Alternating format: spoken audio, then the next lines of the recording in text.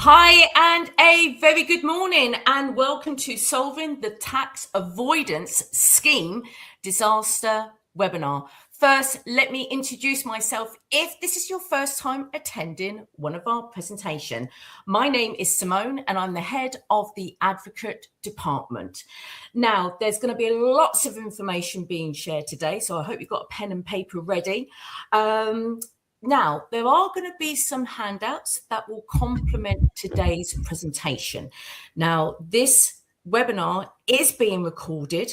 It will be uploaded onto the platform along with the handouts as well. So don't worry if you think, oh God, I won't be able to remember everything today. You can rewatch it back on the platform as well, okay? And you can download those handouts too. Thank you so much for submitting your question at registration.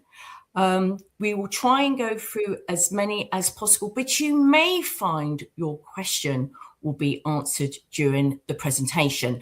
Now, I know there's a lot of you on here already. I can see you all coming through. Now, if for some reason we can't get through to the questions, do not worry, because in the next few days, our speaker, along with Andy Benson, who's head of Ross Media, will be doing a separate presentation and we'll go through every question that you will have. Now, what I will be doing to all attendees today, I will be sending you out an email with a link so you can add your additional questions to that as well. So everything will be covered, okay? So there's some other links that we will be sharing. They will be coming up in today's presentation, so keep an eye on those links as well. So are we ready? Shall I introduce you to our speaker? He is the founder and the president of the Republic of Old Souls. It's Ian Clifford. Good morning, Ian. How are you today? Well, I'm going to say good morning today because I think most of our audience is probably, not all, but most is probably from the UK, because this is particularly a problem Yes. in the UK market. So huge. Yeah, I'm assuming that that the majority of people here today are from the UK, and this is a subject which is quite dear to my heart because I've known about this for many years. Back in the day when I was doing wealth management, if you know my background, I had a whole network of accountants that used to refer their clients to me for me to do my financial planning and wealth management stuff, solutions for their clients. And 30 years ago, when I was deeply involved in all those things, tax avoidance was a really big subject. A lot of people were seeking tax avoidance schemes because there were lots of them available in the marketplace. There was a whole industry of people designing tax avoidance schemes, and many of them came with very credible opinions from what used to be Queen's Counsel, tax opinions from Queen's Counsel, now King's Counsel. And there were very high profile promoters of these schemes. And typically, just so everybody here understands what this was about, if you'd earned £1 million profit in a year and you didn't want to pay, easy numbers, 400,000 in tax, then you could put your tax avoidance scheme in place, and instead of paying 400,000 in tax out of your million, you might pay 100,000 in fees to the promoters of the scheme, and therefore save 30,000.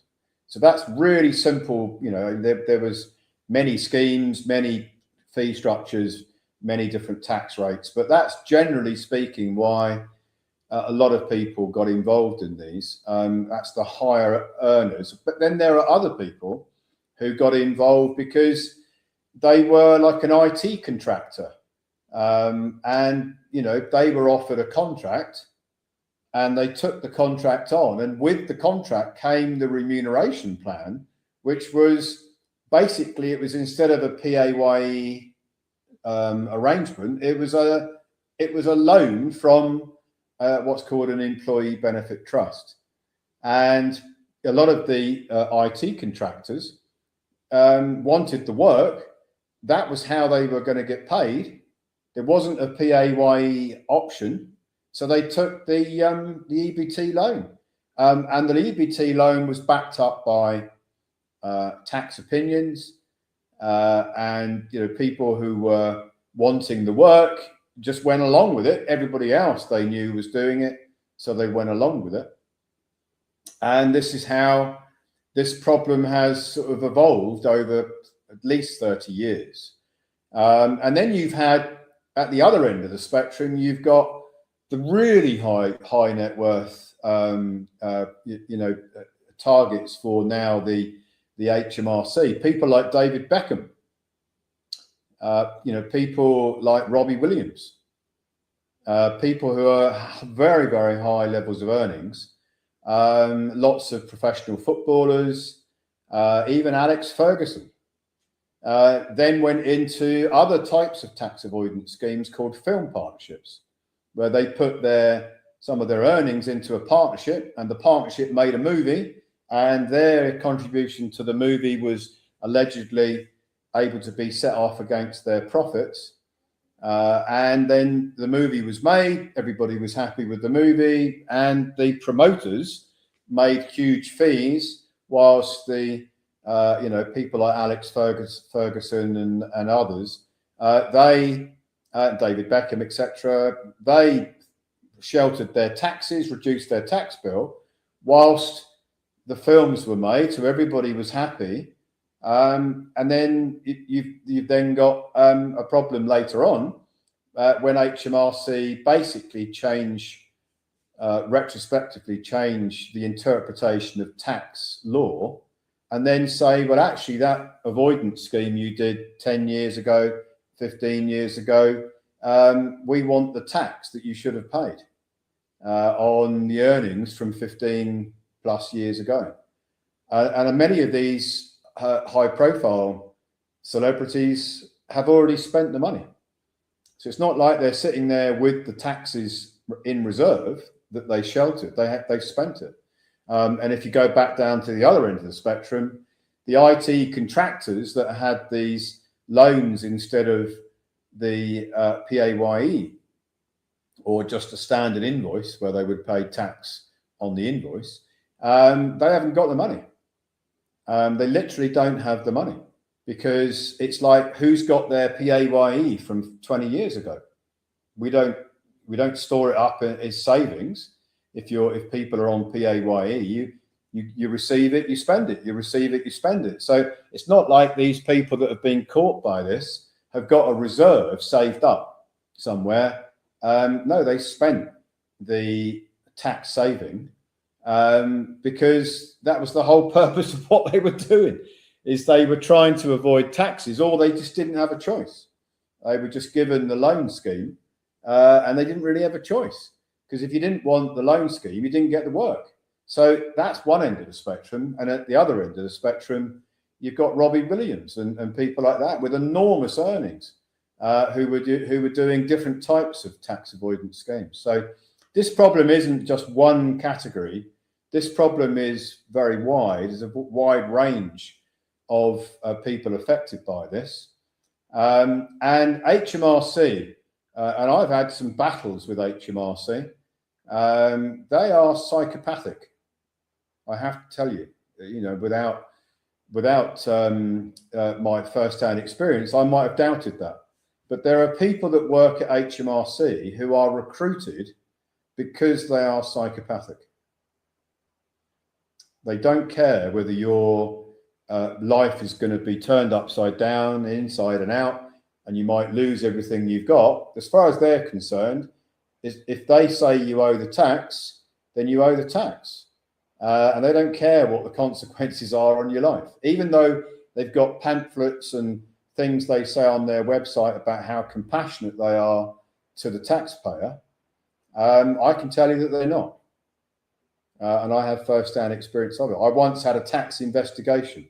It went on for months.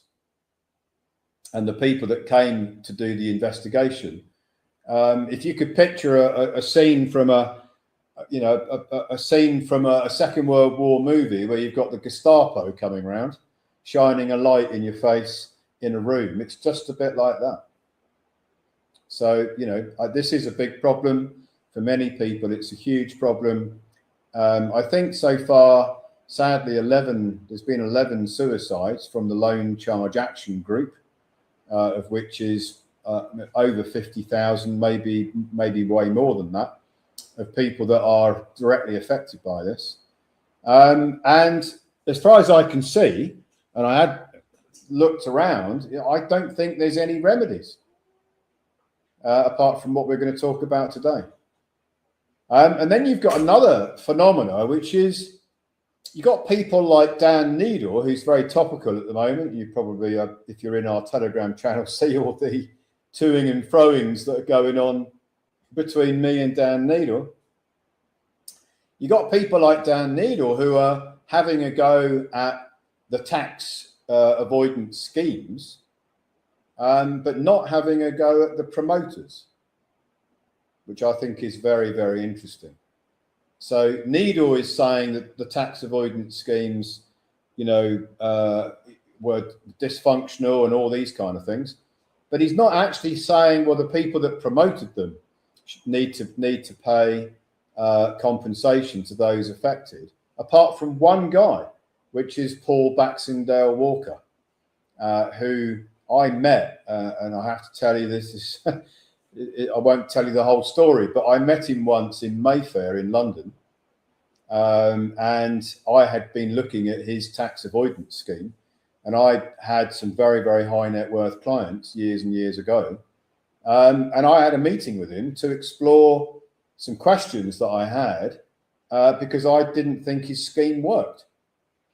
And the arrogance of the man was just off the chart. This is just to put it into context. Paul Baxendale Walker, he created an EBT scheme for Rangers Football Club, the Scottish football club Rangers United, and that's what put them into receivership, because it went wrong. And HMRC defeated Rangers Football Club, took about 8-9 years, loads of court cases, and that scheme was developed by Paul Baxendale Walker for Rangers Football Club. I met Paul Baxendale Walker in Mayfair and challenged him on his scheme, and he basically run me out of his office, telling me that I was an idiot because he was far superior in his technical understanding of the law and the taxes than I was. Well, I think I was proven right, because his scheme didn't work. And many people, there's I'd say probably more than £1 billion worth of taxes was put through the Paul Baxendale Walker Remuneration Trust, which is what he was promoting for about 20 years. And many people promoted it, and many people took very high earnings from the promotion of it. And I said, I can't remember exactly when it was, but it's more than 15 years ago. I said this scheme doesn't work. And I had very good reasons to say that. But lots of people didn't listen to me because they wanted to get their commission. So the promoters got their commission. The people who wanted to use the scheme used it and thought that they'd sheltered themselves from taxes. And now they're finding out differently. So, there's, the chickens have come home to roost, as they say. This is what we're going to talk about. It's a massive problem. And before we get into the content, I'm going to just put this into your minds. We can do all of these things that I'm going to talk about on this webinar. We can obviously do lots of things already, but if this is a new protocol, we need people to express an interest in it to go and build it.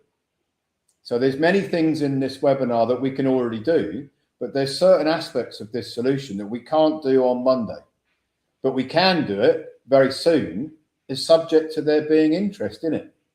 So if you know people that are affected by the loan charge problem, the disguised remuneration problem is what HMRC describe it as. we need you to refer them to watch this webinar. That's all we want you to do, is get them to watch this webinar. Because there is no other remedy out there in the UK that I am aware of. This is the only remedy that I am aware of. So if you know people in that position and they want to review whether this is right for them, get them to watch this webinar. And then if there's enough demand, then we will build it, and it won't take long because many of the components we've already got. I mean, and we're already, we're already in position to deliver on many of the components of this presentation. So I wanted to put that out there up front, because a lot of people seem to believe that we can just magically create a department and roll it all out, in days. And that's not quite as easy as that. We have to put a few things in place. But we're not going to go and do all that if hardly anybody's interested in the remedy. Because what would be the point of investing all that time and resource if you haven't got a demand for the remedy? Anyway, let's move on to the first slide, please.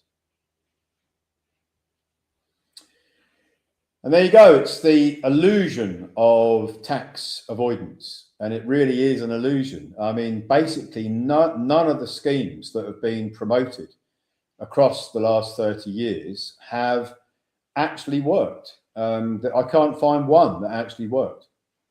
And yet they were marketed by many, many organizations. Lots of people earned huge amounts of commission selling these schemes. And yet not one of them has actually worked that I am aware of. If somebody knows of one that's worked and is still working and isn't under any kind of a challenge by HMRC, then I'd love to know what it is, because I couldn't find one. There are people who believe that things are going to work, but again, that's like it's a bit illusion. It's a bit of another illusion if they think that what they're doing might work from a tax avoidance point of view. HMRC started closing it down with something called DOTAS, and that they were talking about that when I was practicing in my wealth management days many years ago, where you had to register your scheme with HMRC before you promoted it, and they would review it and tell you whether they thought it worked or not. That came in at the back end of this period of very high level of promotion of tax avoidance schemes. And obviously they're only going to say things work that aren't that attractive, aren't they? So you can kind of imagine what schemes they're going to say, yeah, that one works, but it's probably not much different from paying the taxes. So there you go. The scale was enormous. A lot of people were probably not aware of what was going on in tax avoidance because they didn't ever think about it. It wasn't something which was attractive for them. So therefore, a big element of the UK population probably doesn't even know there's a problem. But for those who've got the problem, they absolutely know it. And I can assure you that that's what they think about most of the time. Next slide. And Paul Baxendale Walker was very pivotal in the design of many of the schemes. He came up with the EBT, that's the Employee Benefit Trust. He came up with it probably 25, 30 years ago. He was actually struck off. He was a barrister, a tax barrister, very highly qualified tax barrister that was struck off for dishonesty. And what he did was he then wrote a book on what's called the Remuneration Trust, which was the name that he gave it. He wrote a book and he started promoting it, and many people were very impressed with his presentation of how it worked. And he had a very domineering character. And he's also Baxendale Walker isn't actually his name, because his name is Paul Chaplin. And strangely enough, it's a bit of an unusual combination, but he actually bought porn magazines, and he was promoting porn magazines in parallel to being a tax avoidance ex-barrister, promoting his tax avoidance schemes. And a bit like Playboy TV, he had all kinds of media that was focusing on the porn industry. And I don't mean porn as in taking your ring down to the shop to get a few quid. I'm talking about the other porn. So, so that was Paul Chaplin, who was known in the tax avoidance circles as Paul Baxendale Walker. And he created a whole range of schemes and had a network of promoters, mostly in London, I have to say, that were very high end, very flash offices, very prestigious locations that were inviting people to look into the remuneration scheme. Here's Paul's book. Paul's high profile. A lot of people looked into his background and didn't like what they saw, but a lot of people didn't look into his background and just went along with the scheme because the savings were very substantial. The tax savings were very substantial. And what he was doing, I mean, I could go on about this for ages because I remember doing a forensic audit on it when I first came across it. Basically, what he was doing, is if you had a company and it had made a lot of profit, you could set up an offshore company, which was a trust in Belize or some other offshore area like BVI or somewhere, Caymans or wherever. Belize was one of his most popular. You set up a trust there, and the trust, you would make contributions to the trust, and the trust would provide a financing arrangement to your company, and the contributions would be like putting your contributions into a pension. They would be able to be set off against your profit. So if you've made 10 million profit or 1 million profit, and you put a big share of that into your trust, that contribution to the trust was like putting funds into a pension. It's offset against your profit. And then you took a loan out from the trust company in Belize, and that's how you live. So if you were a director of a company that was making a lot of profit, you could take loans from the offshore trust. And those loans were then not taxable because you don't pay tax on loans.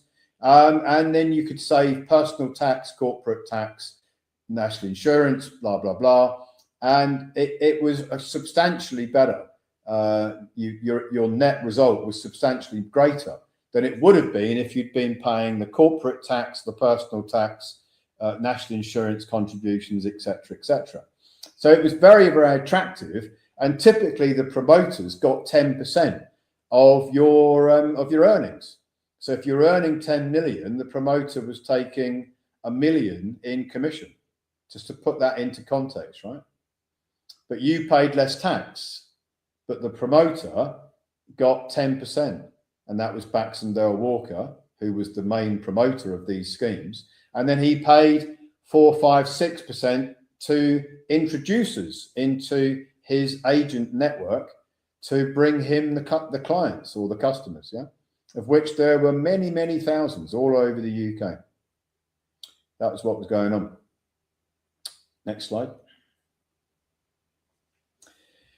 Mis-selling. I mean, basically, these promoters, you see, taxes are not a regulated subject. So you can set up a tax practice and give people guidance on taxes without actually having to have any kind of license to do it. You're not filing their tax returns for them, but you might be providing a tax avoidance scheme, and you don't need to be licensed to provide the scheme. And especially if the scheme is running out of Belize or running out of the BVIs or somewhere like that, you don't have to get a license from the UK to promote that kind of a scheme. So many people jumped on the bandwagon, mis-selling these tax avoidance schemes because they could earn very big commission. They didn't need a license, although they appeared to be very professional.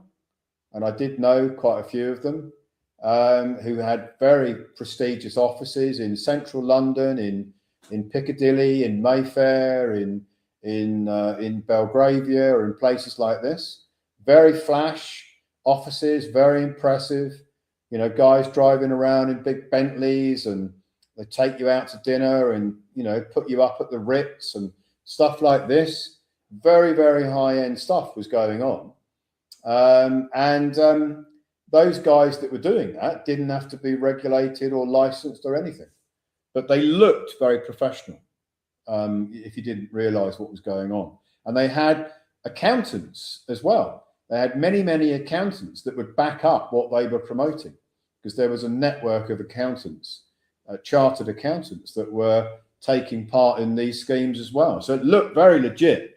If you were a business owner and some accountancy firm is saying, yeah, this works, you've got a book that says it works, very impressive book, and you've got some promoter that's got really big, sort of presence in London, flash offices and all the rest of it, and you can make massive tax savings, or it appears you can make massive tax savings. You put all of those components together, and you can imagine why so many people bought these schemes. I warned against it from the beginning. But there you go.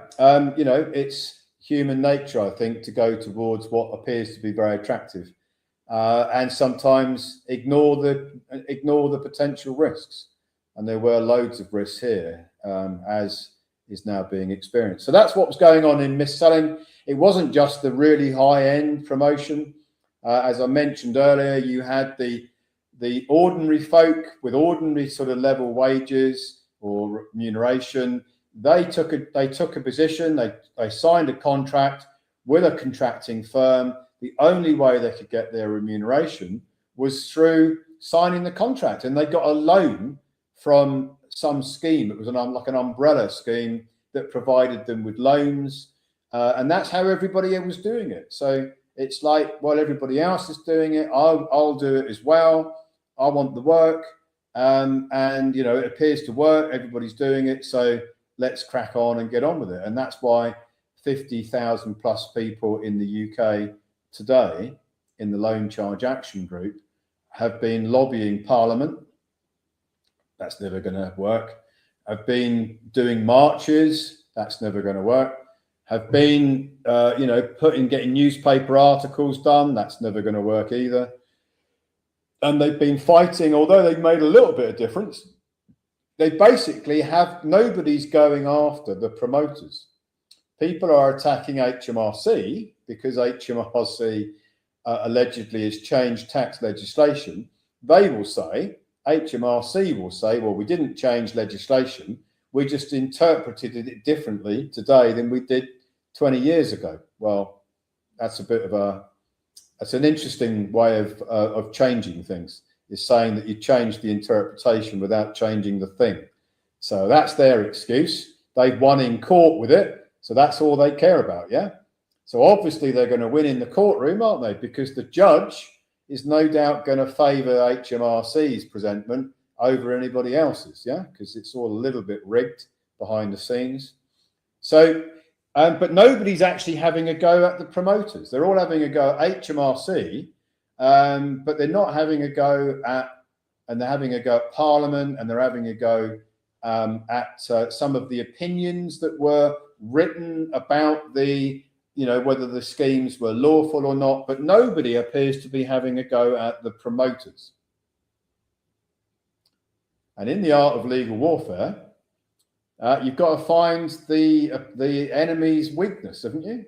Well, I think the weakness is the promoters, not the HMRC. You're not going to beat them, and you're probably not going to beat the people who wrote the tax opinions, because they've got lots of caveats in their opinions that say this is not tax advice.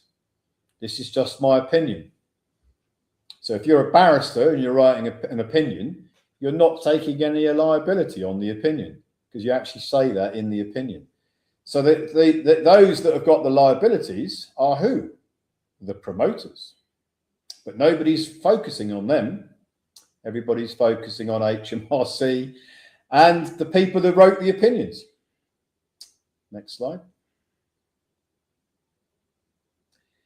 And this was the real big tipping point, as I mentioned earlier. The EBT that Rangers Football Club used, and all the football players at Rangers Football Club are all getting loans from EBTs.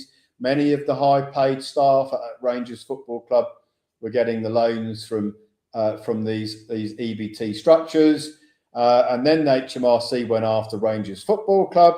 They didn't like the scheme, It went into, there's a whole, I mean, you could write a book on this subject alone of how many court cases there were, how many appeals there were, the fact that Rangers Football Club went into receivership, fell from the Scottish Premier League all the way down to the lower leagues because of this, almost went out of business, all because of the Baxendale Walker EBT.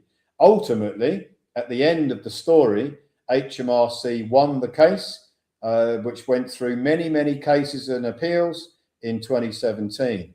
And that, since then, every other tax avoidance scheme has been affected by HMRC winning this case. It became the case precedent that they always refer to, which was why it was so significant. Next slide.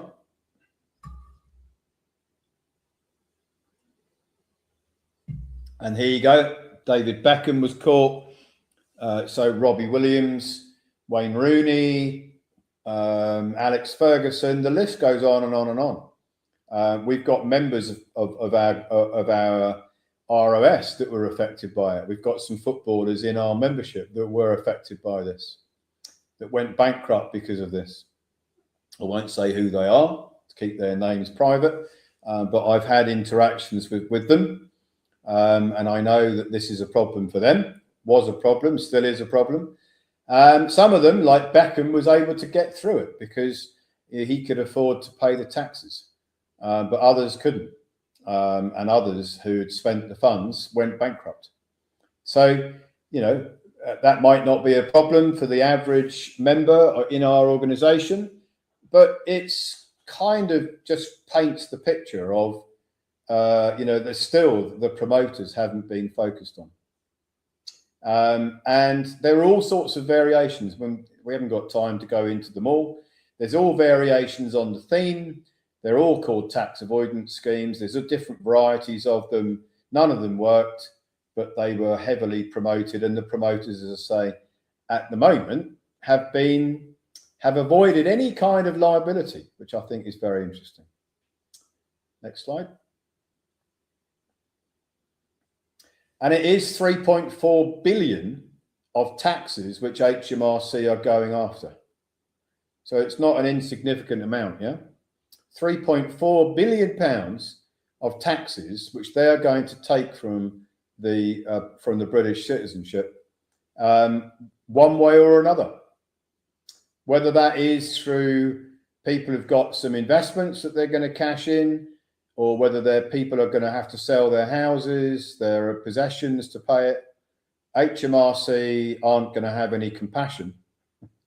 And there's plenty of examples of where HMRC have got no compassion at all. And they actually enjoy it. They actually enjoy destroying people's lives and getting the tax out of them. As I say, they have a department, which I think the prerequisite for working there is that you have to be psychopathic. It's about 300,000 as an average per guy, or, you know, per man, woman who's involved in this. Yeah, there's about, in my estimation, there's 100,000 in the UK. It could be more, and the taxes is 3.4 billion, so it's about 300,000 on average. Some people very high, some people much lower than that, but the average around 300,000. So it's not an insignificant problem. It's a very big problem. Next slide.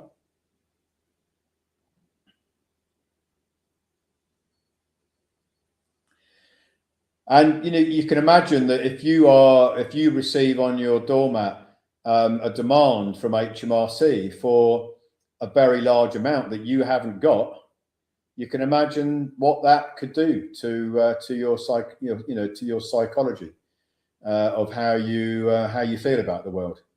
And you know that HMRC aren't going to go away. It's not like they're the bailiffs that you turn up and you can sort of push them away for a while. HMRC have got a whole range of powers which they can bring against you. So it's a pretty dark day when that letter falls on your map. And you know that they're not going to go away very easily. And even if you try and fight them, they've got all of these case precedents now of where they've won. So in the courts, the judges are just going to say, well, that looks like this case is similar to the other cases that have already settled. So, you're not going to win in the courtroom. It's highly unlikely. No matter how smart your arguments are, you're probably going to lose in the courtroom, which is why people are, struggling with this badly. People like Frankie Dettori, the jockey, he had to go bankrupt because he just couldn't pay the taxes. So someone who's had a whole career in horse racing, who, I think a lot of people quite liked, old Frankie Dettori, has suffered very badly and went bankrupt. Next slide. But here you go. The components of this, you've got the schemes, you've got the accountants, you've got the promoters, you've got the tax avoidance experts that wrote the opinions, and then you've got the taxpayers. Well, the only group that isn't being focused on is the promoters, the accountants who promoted these schemes, the other promoters who were very high profile, and there's a whole list of them who promoted all of these schemes. They have got away with it completely at the moment, having made, in some cases, many, many millions a year in commission. Have completely got away with it. I don't think that's right. I think they should be sharing in the problem. I think they should be assisting if they've got resources to do so. And I can even show them how they can finance their liabilities, which we'll talk about later. Next slide. So that's the problem, right? I think everybody on this webinar can now relate to the nature of the problem. It's not going away anytime soon. It's going to get probably worse for a lot of people. So let's have a look at the solution. The first step of the solution is to create a higher level of standing. So how do you do that? Well, you know that there is the living man, woman, and then that's the substance, and then you've got the Monopoly Board of Commerce, where all of the commerce is being played through artificial entities. So, by the way, the taxes are taxes on artificial entities, whether they're companies, whether it's the person, the citizen, the birth certificate construct. The taxes apply to the artificial construct, and where most people are in the truth and freedom community are completely going in the wrong direction, is that they're arguing things like, well, those taxes don't apply to me because I'm a living man or woman. I'm under God's law, and the birth certificate construct is not me, so therefore I don't owe the taxes. And what all of these freedom and truth community people are missing is the fact of agency. There is an agency between the living man, woman, and the birth certificate construct. So it doesn't matter what you say. I'm not the birth certificate. I'm a living man. The Constitution's going to save me. Whatever it is going to save me because I'm not that birth certificate construct. And the taxes don't apply to me. It's not going to work in the courts. And I can tell you that now because people have tried it and they've lost badly using any argument in the courtroom that says that they are not liable as a living man or a woman, no matter what the presentment is. And the reason why is because of agency. You see, when the birth certificate is created, which is typically a different day from the day that you were born, your mum and your dad registered this entity, the birth certificate construct, and then it became the banker. It is a banker under the Bills of Exchange Act. It is a banker because it is a person, and a person is an artificial construct, which is a banker that can issue negotiable instruments. We'll come back to this in a few slides' time. And the living man, woman, as soon as they get the social insurance, national insurance number, is now caught as the agent for the birth certificate construct. This is so foundational, so pivotal. And I wish I could get everybody out there to really get their comprehension of this. The living man, woman is the surety, the underwriter, where all the liabilities end. as the agent for the birth certificate construct. The whole of the freedom and truth community that are believing in all these ideologies, none of them work because of this, because of agency. But there is something you can do to improve the effect of agency liability. What I mean by agency liability is all the liabilities of the birth certificate construct on the monopoly board are paid by the living man woman. That's how it works. It's a trap. We've all been trapped into it without realizing the trap. It's next level genius by the cabal. But if you want to address the problem and try and solve it, then you need to separate as much as you can the birth certificate construct and the living man woman. And you can do that with the Envoy protocol. The Envoy protocol does two things. It removes the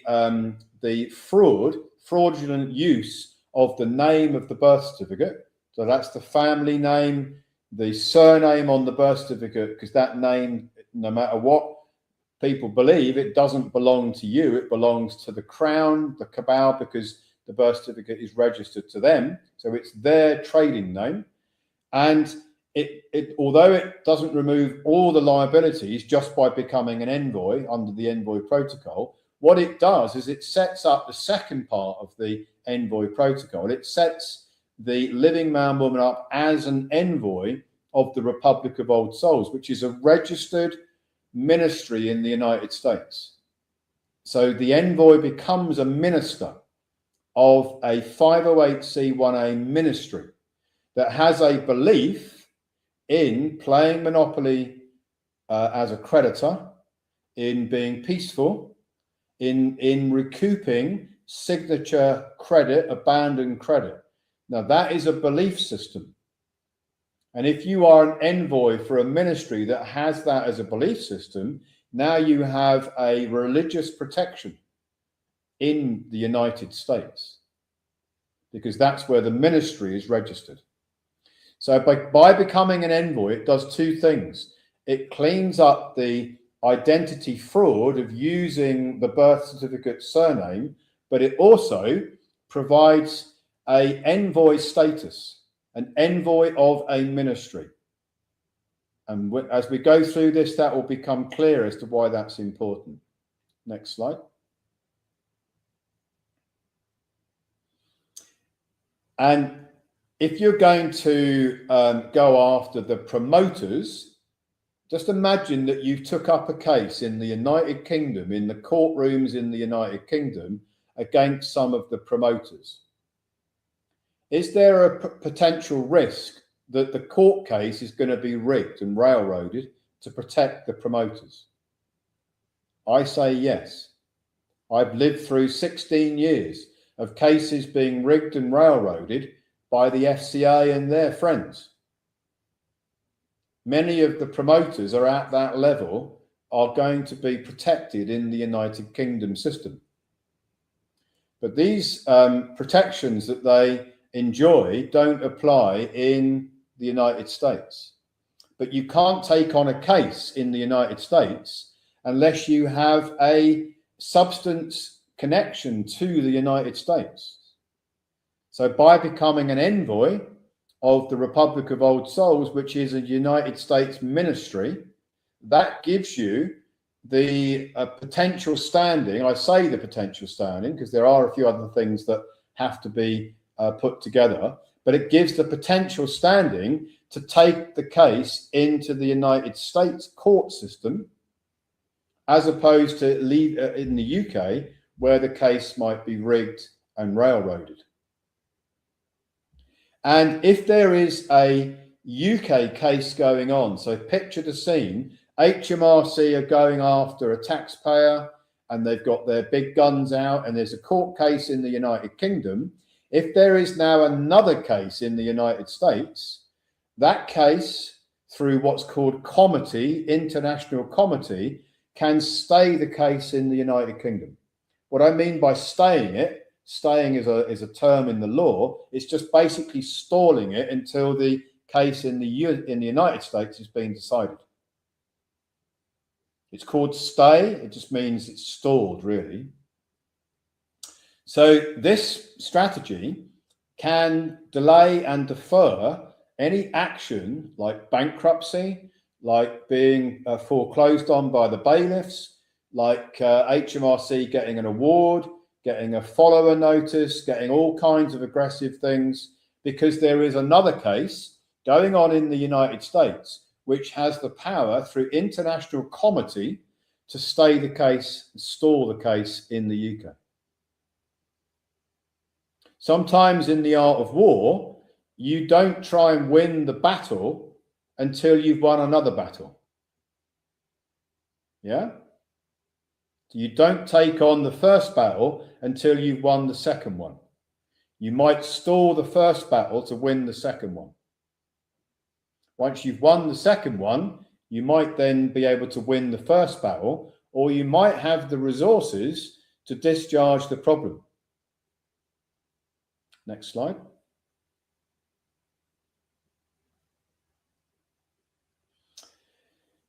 How are you going to discharge the problem? So if we've established, which I hope we have, that we can stall the case in the UK by taking up a case in the United States and through comity stalling the United Kingdom case, if you're doing this defensively, but you could also be doing it offensively, of taking on the promoters for their liabilities of promoting schemes that didn't work. And basically that is a misfeasance, because they promoted something where they probably knew it didn't work. There was a significant amount of information about these schemes not working, and yet they still promoted them. So they haven't got a very good defense, right?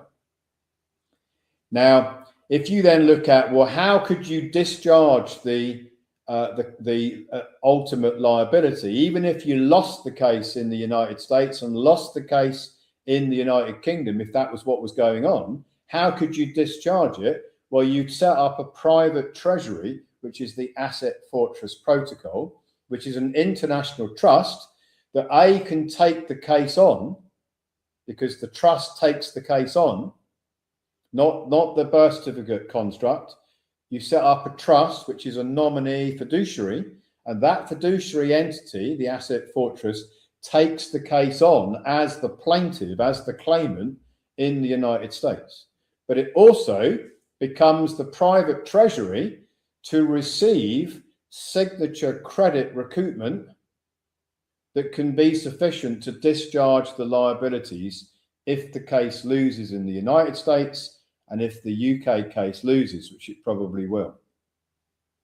But you've stalled the UK case for such for an amount of time that it's going to enable the discharge remedy to be made possible through the recoupment of abandoned signature credit into the Asset Fortress Protocol as a private treasury that not only has got the case against the promoters in it, and it's also got the receipt of the signature credit recoupment in it as well. So it becomes the treasury for two things. One is the case, the value of the damages claim, and the other is the signature credit recoupment. Next slide. And this really is the ultimate remedy, as I've been talking about now for a long time, and still people who come on the webinars I don't think are really fully comprehending this. I've done quite a few interviews on this on Ross Media. I've written documents. I've been head-to-head with Dan Needle on this, by the way. He stopped arguing technically with me anymore because he knows that I've won that technical argument with him. And he was allegedly one of the UK's most, highest prestigious tax experts. I've sent Dan Needle documents. I've sent him proof of signature credit, abandoned signature credit, how it works, why it works, the proof of it working. he can't argue about it anymore because I've taken away every single one of his arguments.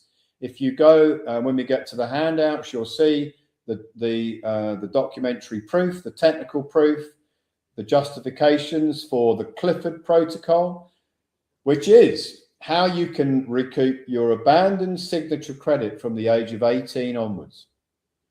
So I've done this presentation of how it works many, many times, but if you haven't seen it, I'll give you the high level.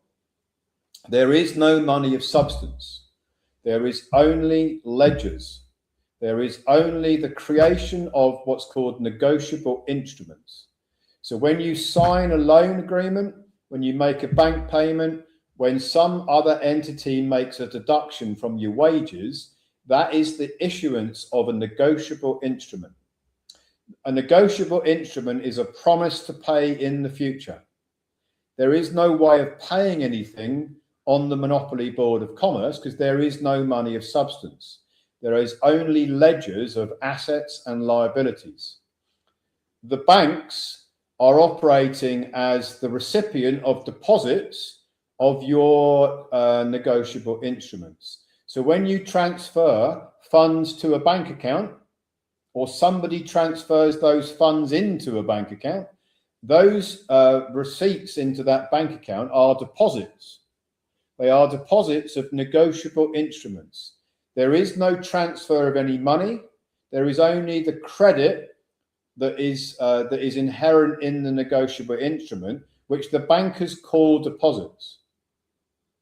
But people who are unaware of how the system works think that a deposit is a transfer of money from one account to another account. There is no such transfer taking place.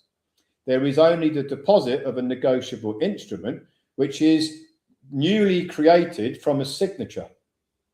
So the living man, woman is the energy that is being transferred through the body corporate, the birth certificate entity that is operating as a banker under the Bills of Exchange Act of 1882 to issue a new negotiable instrument. That negotiable instrument is a promise to pay in the future. It's a deposit of an asset. The bankers take the asset in as a deposit. It becomes their asset. They match it with a liability on the other side of their balance sheet. That liability then gets sold. The liability, which is a security, is then sold to investment banks in New York. The investment banks in New York get to use those securities for something called hypothecation, which is multiplication of the value of the security. They can multiply its value up many, many times. But in order to use those securities, they have to pay taxes to the United States Treasury. So the investment banks that are using the energy of the signature have to pay taxes to the United States Treasury. The taxes that they pay are they are defined in a tax module called the 945 tax module. So every single year, the investment banks are paying taxes to the United States Treasury under their 945 tax module. Those taxes actually belong to the creator of the signature. So if you've made a bank payment, signed a mortgage contract, signed a loan contract, had a deduction taken from your wages, your PAYE, that is a signature energy. That signature, the taxes on that signature, which creates the credit, is at the moment, unless you have already been doing this for some time, which is unlikely, the taxes that the investment banks are paying on your energy are being retained by the United States Treasury. Those taxes belong to you, not the United States Treasury. So in order to collect those taxes, those tax recoupments, you set up a nominee structure. So this is where the 98 series grantor trust, as a nominee for you, the living man, woman, you set up a nominee structure the nominee structure, which is a trust, a 98 series grantor trust, files tax returns to the United States Treasury to correct the record and redirect the taxes which they are keeping and pay them to the trust, the grantor trust. The banks don't suffer from, they don't pay any more tax. You're not recouping from the banks. You are recouping the taxes which the Treasury at the moment is keeping. You are redirecting those taxes to your trust. Because I've had a lot of questions about this. Won't it make the banks go bankrupt, Ian? You're recouping from the banks, they're all going to go bankrupt. No, it makes absolutely no difference to the banks. They don't pay any more taxes. The taxes that they've already paid are redirected to your trust. Then the next question I've had is, well, surely if everybody does this, Ian, the United States Treasury is going to go bankrupt, isn't it? Because they're not going to be able to keep those taxes. I wrote a whole paper on this, which is, I think, in our handouts, right? The United States Treasury is never going to go bankrupt because it can create credit, as the United States can, as every government can, by printing money. If you could, let's call it money. So it's called ex nihilo credit creation, as confirmed by the Bank of England in Money in the Modern Economy, as confirmed by Professor Richard Werner in his papers, many papers that he's written. This is how money springs into existence. Ex nihilo, out of nothing. That's what ex nihilo means. The signature creates the credit. That signature is a transference of energy from the living man woman who's not on the monopoly board, can never go on the Monopoly Board of Commerce, through the birth certificate construct, which is on the Monopoly Board, as a banker, issuing promises to pay. The investment banks take those promises, use them and multiply them up. The gods of the universe, with their billions and billions and billions of profits every single year, as reported in my document, in my research, then pay taxes to the United States Treasury because they're using your energy. And they pay taxes to the United States Treasury for using your energy. And all you're doing with ex nihilo credit creation is expanding the money supply. The world debt gets bigger and bigger and bigger, and the amount of taxes gets more and more, but those taxes belong to the signature, the entity that created the signature, which is why I call it signature credit recoupment. I prove it from A through Z in my research papers. Dan Needle said it was tax fraud. I challenged him to prove where it's tax fraud. He can't do it.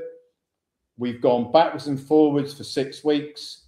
He now doesn't argue about technical matters. He now says he doesn't accept that the proof of our 600 million of proof that we had last year is real, even though I've given him the proof. I mean, the man just completely lacks honor and integrity, I'm afraid. But there again, he's working for the establishment, so he's not likely to have very much honor and integrity, is he? I hope you're watching, Dan, because I'm going to really enjoy it when we get head to head, man.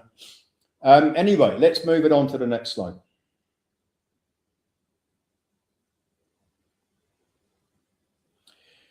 And this signature credit is being put on the Monopoly Board of Commerce since the age of 18. Why?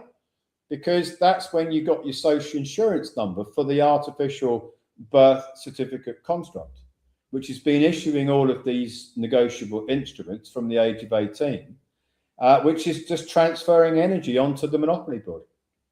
That's your modern slavery system. All that energy that you've put on the Monopoly Board through your labor is now going round and round the board as debt. And all that debt is generating taxes, which the United States Treasury is collecting, and those taxes belong to you. And you see, those that want to say this is tax fraud is because they don't understand how it works. It's all explained in IRS publication 1212 if you understand how to read documents, which obviously Dan Needle doesn't. You see, it says very clearly in IRS publication 1212, basically, if you interpret what the words are actually meaning, that the all of this energy is future. They're valuing it on its future value, which is why it's original issue discount, and they're discounting it back to a value today, which is standard practice in securitization. And then there's an amount of tax to pay today. There's an amount of tax to pay next year, the year after, the year after, the year after, on the energy that is being transferred onto the monopoly board from your age 18. This is generating an annual tax, a tax amount that the Treasury's collecting every year from the nominee banks, and all that tax belongs to you. So if you go back to the age of 18 and estimate how much energy you've put on the monopoly board through bank payments, mortgages, loans, credit cards, wages, the deduction of tax on wages, utility bills, etc., that can be recouped in the last 3 tax years. You can file tax returns. Not you can, the grantor trust can file tax returns. By the way, it's not Ian that files the tax returns. It is a professional tax professional with a license that files the tax returns. It's not Ian. I'm not pushing buttons filing tax returns. I do the technical research. The entity that's filing the tax returns is an authorized IRS tax preparer that wouldn't do this unless it was completely lawful. And you can go back to the age of 18. So imagine how much signature credit you've put on the monopoly board from the age of 18. It's quite substantial, yeah? But I want to say this now because we're going to be talking a lot about this going forward. Not everybody in the world can do this. There's only a certain amount of tax paid to the United States Treasury every year. In the last 3 years, it averages $60 billion. That's the taxes that the IRS, United States Treasury, collecting every year on average in the last 3 years. So that's the amount of recoupment that our members can draw down upon, around 60 billion. So that is, in my estimation, no more than 100,000 people can do this. So there is a limit to this. So if you want to do it, and you want to keep on doing it year after year, because you can spend and recoup, then you need to start thinking about filling up one of those slots of the 100,000, because there would be, otherwise it will be saturated and we won't be able to do this because there won't be enough taxes to recoup. Next slide.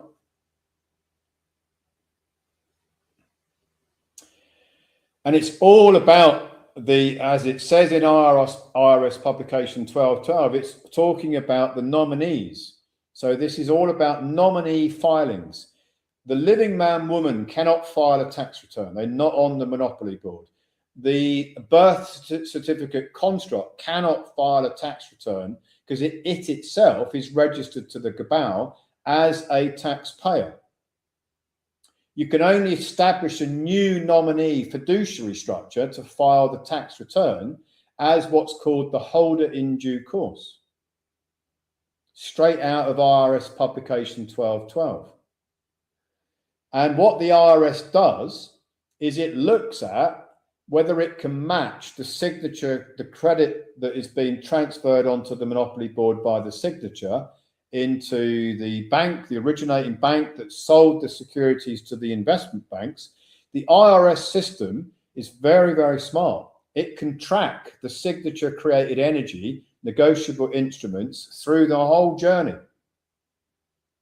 It knows whether that signature credit belongs to ultimately to the signature provider, which is the living man woman. It's got a algorithmic system that it looks at all of these things and triangulates them and researches them all. Which is why sometimes people do not get their recoupments, because there's not enough taxes paid to equal to the recoupments that they're trying to recoup. And that's why the IRS runs their 8-10 algorithm. It's all in my paper how it works. So you see, if you're going to recoup abandoned credit, what you're actually doing is recouping taxes. The taxes are taxes on your energy. They belong to you because it's your energy, but you can't recoup more than the nominees, the banks, the investment banks have paid in.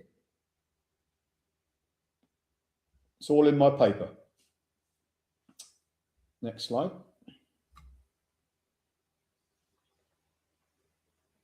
So that's the ceiling.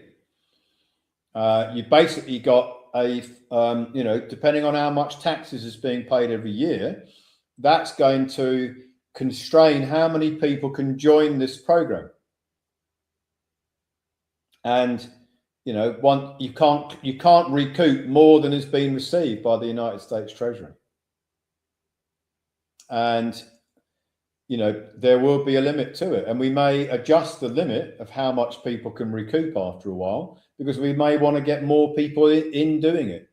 So if you want to do it for the last 3 years before there's too many constraints on how much you can recoup every year, there's a strong reason to do it, to get on and do it, or get others to get on and do it, to bring other people in, refer them and get them to start doing it. Next slide. Now you see the asset fortress, its purpose is to create an international trust, which is a treasury. It's not, and it will give you relief from digital ID. You can put the case into it, which is the case against the promoters. You can receive the recoupments in it. You can spend and recoup from that treasury every year. So it becomes just like people who have a treasury, it becomes your treasury, but it's not the birth certificate construct. That's separate from this. This is an international trust as a private treasury to receive the recoupment of the signature credit, to spend it and recoup it, spend it and recoup it, and also receive the damages, the value of the damages claim if there is going to be a claim against the promoter, as I was explaining earlier on. Spend and recoupment cycles. Just imagine, I did an interview yesterday all about the freedom plan, of why we're doing this. So just in case you don't know, why are we doing this? It's not to make money. There is no money of substance. And if I want to make money, I'll say it again for the 1,000th time. If I want to make money, I can trade the markets. I can recoup my own credit, my own signature credit. I'm probably, arguably, the most qualified man in the world about how the signature credit recoupment works, right? Why, if I wanted to make money by ripping everybody off and defrauding everybody, these idiots that keep saying that on social media and on blogs and websites, if I know how to do signature credit recoupment and I know how to trade the markets, why would I need to resort to fraud? Why would I need to spend 7 days a week dreaming up fraud schemes? The people who say this have got an ulterior motive to say it. They're trying to protect the system by saying this malicious bullshit. So if you imagine that you can spend and recoup year on year, and if you are concerned about AI, which I am very concerned about AI is going to take, arguably, and there are different reports, but some people are predicting that 50 to 60% of the jobs that are currently, where people are currently receiving a remuneration for doing a job of some nature, is going to be replaced by AI. It's not just me saying it, it's nearly every single CEO of every single Fortune 500 company is saying that they will be cutting their workforce because AI can do the work of the majority of their workforce. So look into the future about what that could do for you. What effect could that have on you? You could be recouping your abandoned credit, spending it, recouping it through your private treasury, as opposed to losing your job, maybe even losing your business, because AI is doing everything that your business is doing or everything that you're currently doing in your job. Next slide. So the solution to this problem is there are two parts to it. There is the stalling effect and possibly the claim against the promoters winning. And then there is the recoupment of the abandoned credit through the private treasury. And obviously the recoupment of abandoned credit and the private treasury isn't just available for those who've got a tax avoidance problem. It's available to anybody who wants to do this at the moment. The case being transferred to the United States is a major shift of jurisdiction. So because many of the cases in the UK are rigged, by moving the case to the United States as an envoy of the Republic of Old Souls, it completely shifts the dynamic of the case. It gives you, if you're going to do this, it gives you the solution in terms of the discharge of the taxes, but it also provides the stall that you need to get all these ducks in a row to get the recoupment through. But you might also win the case against the promoter, who, by the way, many of them have got insurance. So you could be substantially better off. Well, if you do just by the recoupments of the signature credit, you're going to be substantially better off. But you might even win the case. You might be able to discharge HMRC through the signature credit recoupment, and you might win the case against the promoters. The whole process that I've just described is 100% in accordance with the IRS manual, their tax manual, as all in my documents at the end when you get the handouts. The moving the case from the UK to the US is only possible if you've got the standing to do it, which is the envoy protocol. That again is called International Comity. You can look it up if you want. You can see it. If you go on our Telegram channel, I've just published a report on the Telegram channel about the case against Dan Needle and how I'm shifting it, moving it into USA jurisdictions. If you read that report, which isn't in our handouts, because I only finished writing it 10 minutes before the webinar, it's in the Telegram channel. Next slide. So you've got the improvement of the standing and becoming an envoy. That's very significant if you want to take cases into the United States. You've got the art of legal warfare, which is to go after the promoters. I call it the equalizer redress protocol. You can stay HMRC because there is a case going on in the United States, which means that you can stall the bill from HMRC whilst you are recouping the signature credit and using your private treasury, which is the asset fortress, to ultimately discharge the taxes, which, guess what? The discharge of the taxes can then be recouped because it is another issuance of signature credit to discharge the taxes, which you then recoup. So the tax bill doesn't have any costs attached to it whatsoever. And you get the additional signature credit recoupment as well. And if you are running a business, you can do what's called the commerce protocol, where you can convert your business as a commercial entity into a ministry that has a cause, and then there are no taxes to pay, no reporting, and you can use the business expenditure as the negotiable instrument, signature energy, to spend and recoup and increase the amount of the value of the recoupments that are coming into the asset fortress, which is the private treasury. That's how you played Monopoly at the advanced level. Next slide.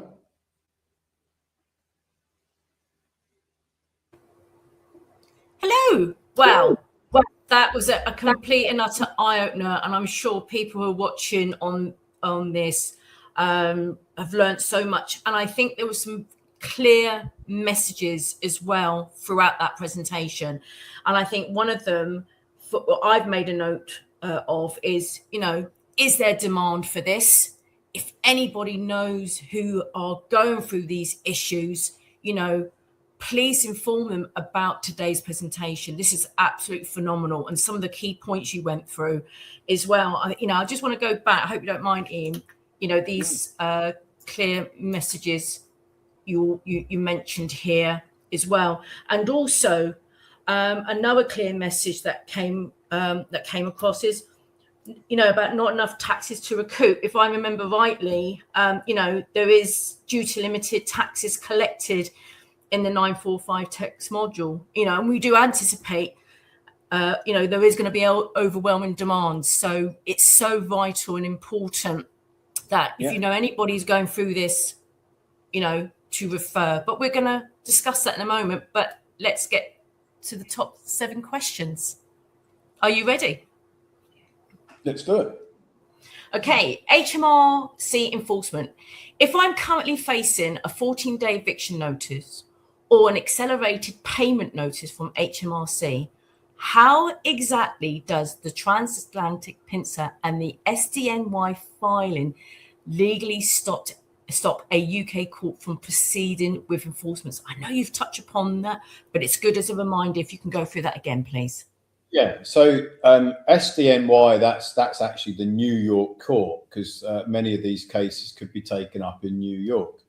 And what's going on here is that you are basically taking a case to the US, and the case in the US is trumping, forgive the pun, but it is out trumping the case in the UK. And because of international comity, the case in the UK has to be stayed, meaning delayed, stalled, because of the case in the US. It doesn't have to be New York. It could be Wyoming. It could be Texas. It could be somewhere else. It depends on the circumstances. There are many different court venues in the United States, depending on the type of claim that's being made, right? There are a range of types of claims as well. I haven't gone into them all. I wanted to establish generically whether there was any interest in this, and if there is, then I'll write technical papers on exactly what the claim is about, how it's done, why it has a high probability of winning. I'll write that research paper. But until we've got interest in this, there's no point me spending hours writing research papers unless there are people interested in reading them. Absolutely, yeah. Okay, thank you so much for that. So question number 2, professional liability. Since the promoters included advice shields in their contracts telling us to seek independent counsel, what a specific technical argument ecclesial law uses to overcome this and hold them liable for professional negligence in a US court? Well, that's a really good question, and you see, if you are basically taking a tax avoidance scheme from a promoter, you've had meetings with them, you've been on the end of their presentations, and it's all looking very attractive, and you're going to go ahead and do these tax avoidance schemes because you might have more than one. And the promoter's got a document that they push across the table to you and say, I'm not advising you to do this. Yeah. And there's a disclaimer on my document here that says that I'm not giving you any tax advice. Yeah. And if they think that is going to get them out of their liabilities, which in the UK it might do. I'm going to say this slowly, right? Please. In the UK, it might get them out of their liabilities. But these liabilities are different if you are an envoy of a ministry.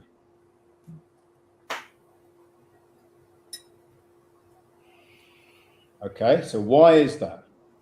Because if you become an envoy of the ministry, the Republic of Old Souls, you have a belief in the mission of the ministry, and the fact that the taxes that HMRC want to collect from the birth certificate construct, which you are underwriting as the living man or woman, has now become an envoy of a ministry.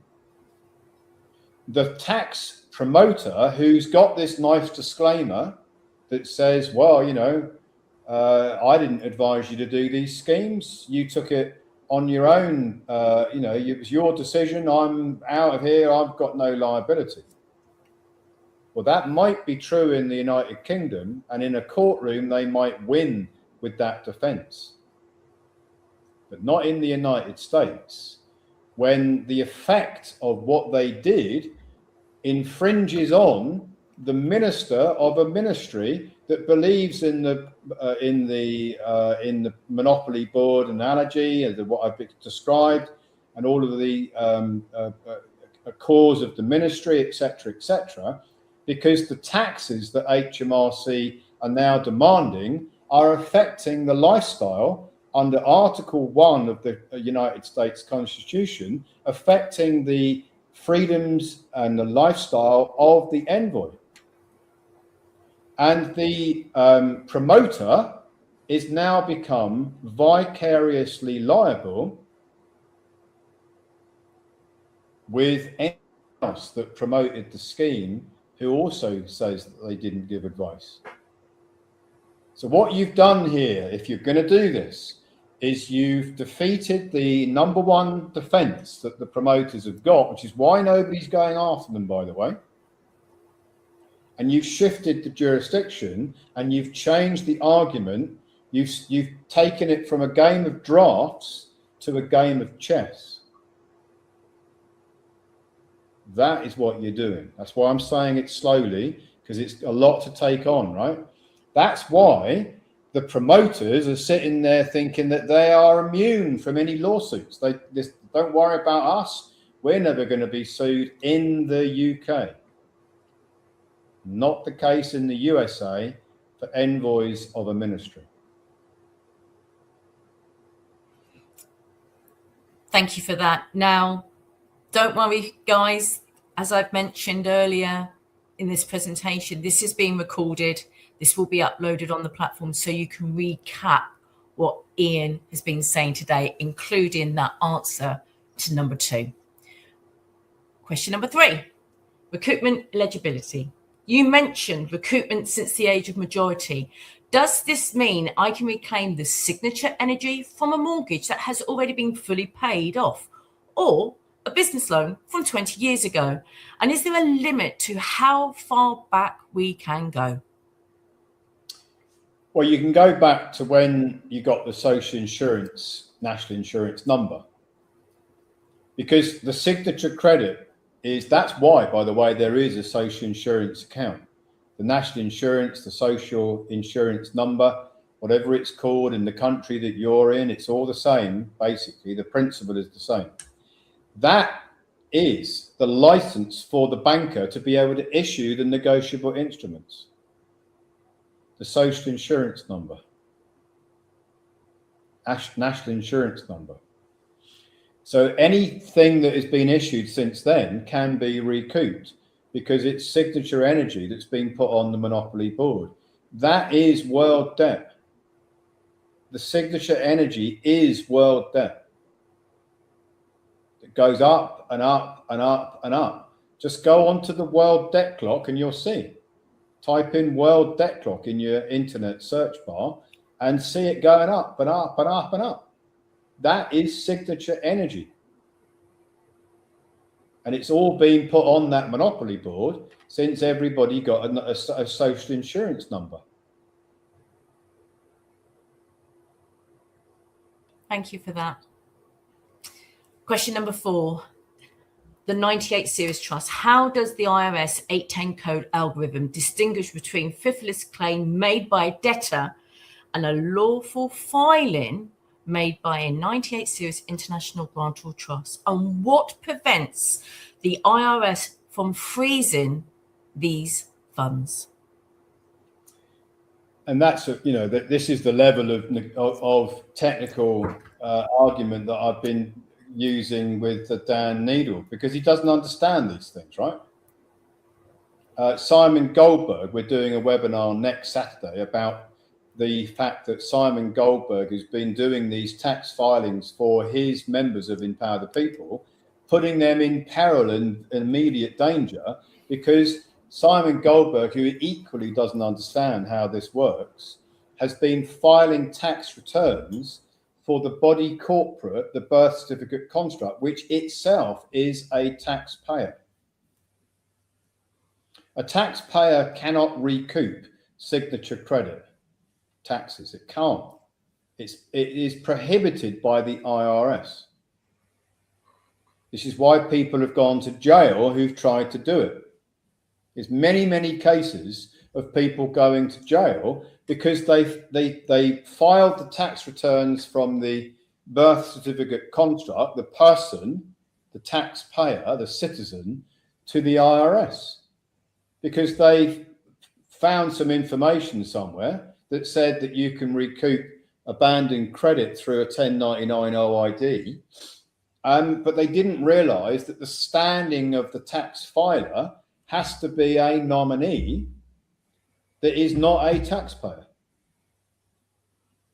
So what is that? That is a international grantor trust.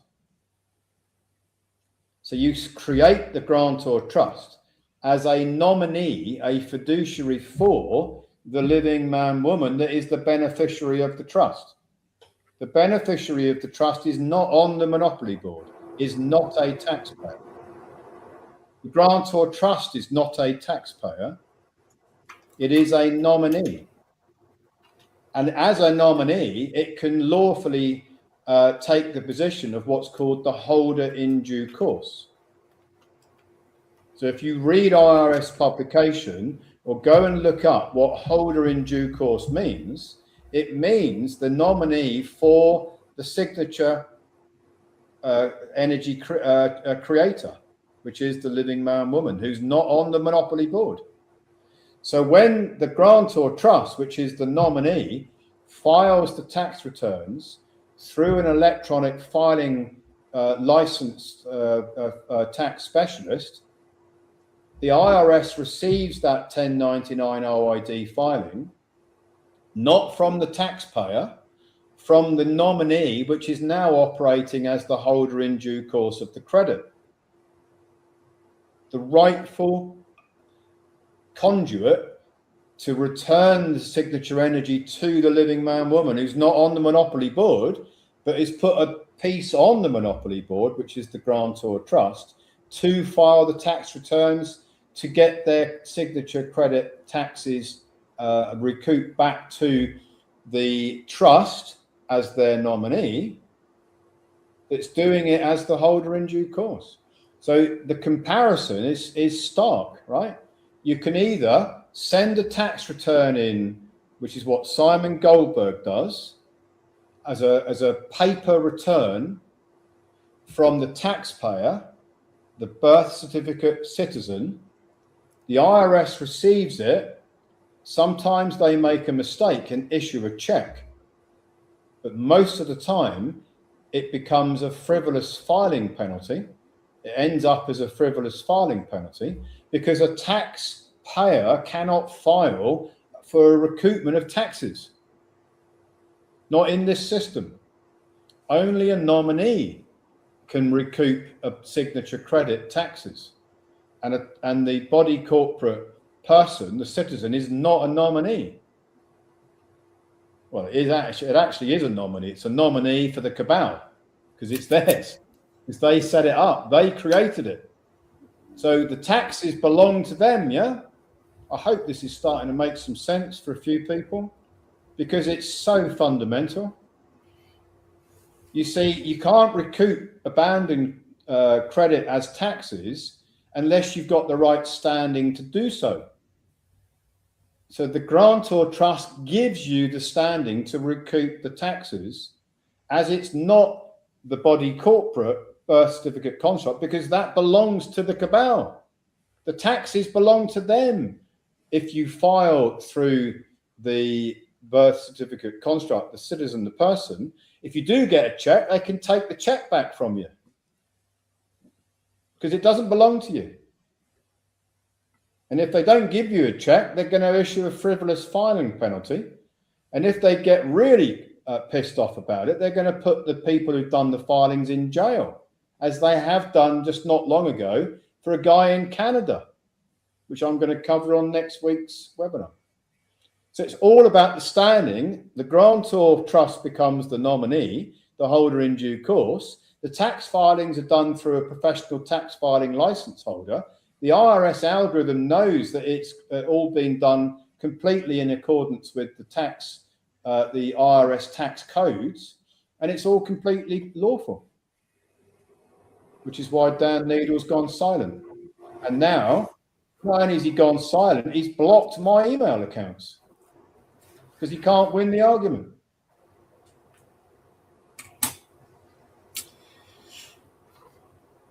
There you go. Question number, and just to actually say that answer is so important, as you said. So again, guys, this is recorded, be on the platform, go through, especially these questions, the answers that Ian's delivering, very important. And again, it's all about learning and education. So question number 5. Capacity versus identity. If I renounce my role as liable surety to become an envoy and general executor, how does that affect my daily life in the UK? For instance, can I still hold a passport, use a driving license, or operate a standard UK bank account? Yeah, the driving license, the passport, the bank card, everything is in the name of the birth certificate construct, the person, the citizen. Nothing changes. That entity still uses all of those things. But you see, that entity is actually a decedent estate. On many webinars that I've presented, I explain, and you can go and look this up, that the registration of the birth certificate is actually the registration of the placenta, and it dies. The placenta dies. The birth certificate construct is then a decedent estate. It's a dead estate that's operating in probate, which is under trust law in probate. So if you know about probate is trusts. The birth certificate entity is a trust. And in a trust, you have a general executor. Like if somebody dies, somebody becomes the executor of the will, yeah? So in a decedent estate, the general executor is the executor of the estate, the decedent estate. Well, that executor is known as, is operating through an office, right? So an office is created, not a Regis office with a desk and a phone. An office is an artificial construct. The office of the Prime Minister, yeah? Is that an actual office? Can you go and sit in it? No, it's just an artificial construct called an office. So an office is created that sits above the decedent estate of the citizen, the person, and the living man, woman occupies that office as the general executor, but the person, the citizen, doesn't go away. It still stays there with its passport, bank card, driving license, all the other things it's got. No change. Just you've rearranged the pieces and taken a superior position to be able to have more influence over it and to become an envoy of the Republic of Old Souls. Thank you for that. Question 6, the asset fortress. If the funds in the asset fortress are off board from the corporate state system, how do I actually move those recouped credits into the local economy to pay for my mortgage, taxes, or daily business expenses? Right. So let's talk about employee cards, shall we? I think everybody will know that if you work for a company, they can give you an expenses card. Yeah. Yeah. You can use that expenses card to buy things. Yeah. It's using common language. Yeah. So imagine that you've got an asset fortress protocol trust with a bank account. And that bank account has a card. So the Ian Clifford Trust bank card. Just like the employer giving you a card to use to buy things. Expenses, yeah? Yeah. It's the same thing. Your asset fortress has a bank account. It has a card from the bank account which you can use just like you would use the employer's expenses card. And yet there's no limit on what you can buy with this card from the asset fortress. Your employer might say, hey, I don't want you buying fur coats and Lamborghinis on this card. You can only buy fuel or food or hotel bills, yeah? But in your asset fortress protocol, you control that. You can spend your funds in that account on anything you want and then recoup them because the signature energy is still being used to create the negotiable instruments, but now from the asset fortress protocol to spend and recoup. New instruments created, recoup. Instruments created through the signature, recoup. Thank you for that. Last question, number 7. Commerce to calls. For those of us running active VAT registered businesses, what are the practical steps to convert a standard limited company into the commerce protocol? And how do we handle existing employees and supply chain contracts during that transition? Yeah, that's a really good question. And I had this come up a couple of weeks ago. So this is talking about the commerce protocol of converting a business into a cause, into a ministry, right? Now you can create a ministry. That's a 508c1a ministry. It's called the commerce protocol. And instead of invoicing people or taking in fees or however you take in your cash flows that come in for the products or services, in the ideal world, you would not take fees or take in invoices, get invoices issued and paid on, right? What you would do is you would get donations. Okay? And the donation is not a taxable event. The churches don't pay taxes, by the way. When you make a donation to a church, the church doesn't fill in a tax return and pay taxes. Churches, ministries are exempt from tax. So you create the business into a ministry. The ministry's mission is whatever the benefits of the products or services that the organization is providing. That becomes the belief of the customers of the ministry. So you've gone from commerce to cause. You've gone from tax to tax exempt. But some people who've got international organizations that want to reclaim, or have they have a supply that they want to recover the VAT, the value added tax on. They say, well, if I take all my cash flows coming in as donations, I can't then reclaim the VAT, the value added tax, which is a problem. And I might need the value added tax or some kind of license to run this organization, right? So here's the solution. And the best way to explain this is with an example. So let's imagine that I was running a business, right? And it makes £1 million a year in cash flows coming in, right? 1 million coming in. And I've got expenses of 750,000. So I'm making 250,000 clear, yeah? Profit. Everybody understand that? It's pretty easy, yeah? Now, let's suppose that 1 million of cash flows coming in, I am invoicing out to my customers and charging them VAT, value added tax. So I'm inflating my base invoice costs by whatever the rate of VAT is now, 20%. Let's just say it's 20%. I don't know what it is today because it keeps changing.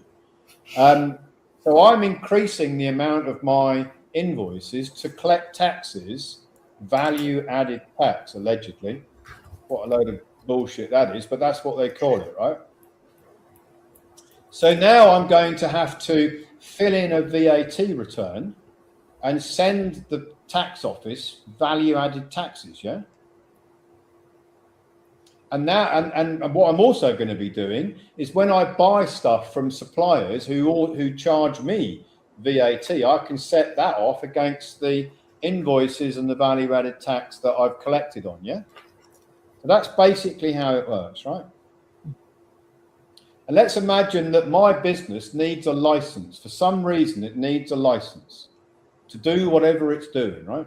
Might be an export license, might be some other kind of license, right? But I really want to do the commerce protocol because I want to create this this environment where I can reduce my taxes to zero, and I can then spend and recoup all the business revenues in the asset fortress, which is the private treasury for the ministry. How am I going to do that? And I'll explain how you do it. So the business, which has got a license, which is collecting and paying VAT, stays there. But instead of making 750,000 in profit, it makes a donation to the Commerce Protocol Ministry. And guess what? A donation is a tax relievable item. If I made £750,000 donation to a ministry, there would be no taxes to pay on that, and I can reduce the amount of the income that's coming in to the business by that amount. So there's no taxes for the company to pay that's got the VAT and the license, and all of the funds are now in the ministry as a donation.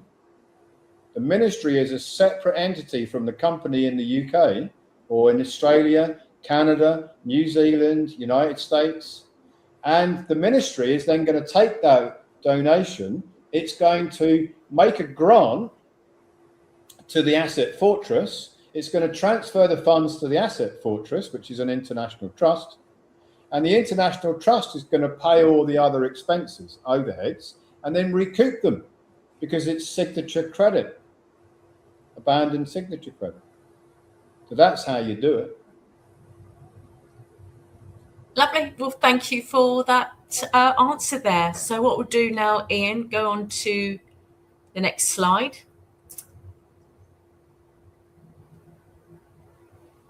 So if you want to know more about what we've talked about today, if you want to know more about the protocols, if you've got questions, you want to have a consultation with one of our specialists, you basically click this link and it opens up a calendar and there's 4 consultants available for you.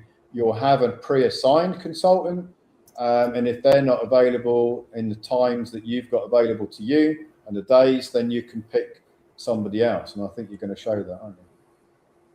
Yeah, so I've already clicked on the link. And by the way, everyone today who's attended on this live webinar, I will be sending all the links, including this one. So when you click on the link, it will take you to a page. You just submit the email address that we have on the platform, and it takes you to this part here. So on this test account, as you can see, we have Paul Packer. So you just click on the link there and go through all the details. Now, if there's a particular time that you're available, but Paul isn't because he's already booked up doing one-to-ones, then of course, as you can see here, this link, it says can't find a suitable appointment. Click here to book an appointment with an alternative consultant. So just click on there. And as you can see, we've got everybody else on here who'll be able to answer any questions that you may have as well. So that's how it's all done. Very, very simple.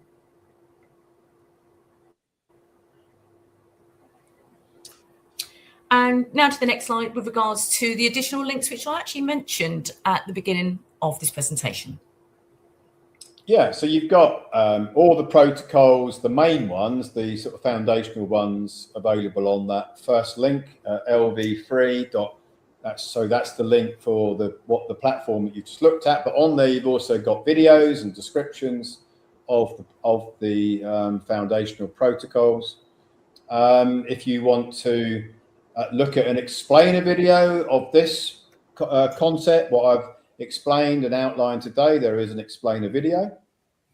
You've got the interviews. So if you're interested in hearing me answer all the questions that have been submitted on this webinar and previous webinars, then on Ross Media, Andy Benson asked me, I've done, we did 50 questions on the abandoned credit 2 weeks ago. Last week we did questions, I think there was a 40 or 50 questions on the council tax. So we go through it. Every single question that you guys are asking, I am answering on an interview where Andy's asking it for you. So, no more is it just we haven't got time to go through all the questions on the webinar. We've separated it. I answer all the questions on the interview. You've got the Telegram channel where you've got in Ecclesia Law. This is where I write all my research papers. You can go to the website as well, Ecclesia Law, where all these research papers are there. There's about 50 research papers. If you like research and you want to get into my head about how I see the world and all my research I've done on all different subjects, and if you want to challenge me on it, then my door is wide open, because I'll do a moderated debate about any subject I've written about on the Ross Media platform. I don't care who you are. If you can be anybody who's got a view, who's got an alternative, way of looking at something. It doesn't matter to me who you are. Come on and have a debate. Nobody's ever done it, by the way, but my door is open for it. Then you've got various other platforms on Telegram and things. And then I think you want to talk about the Advocate Telegram group, don't you, Sims?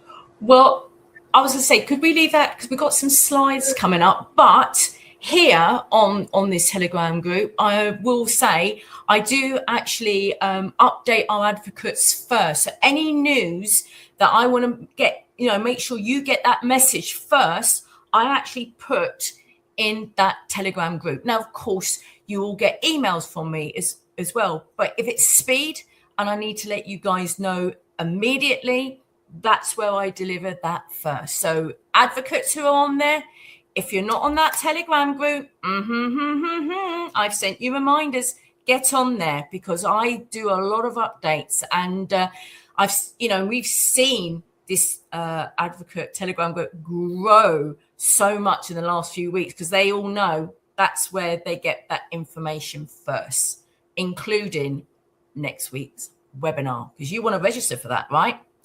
Well, guess who's going to be putting that in the Telegram group very shortly. So if you want to register, make sure you're on that Telegram group. To the next slide now, Ian.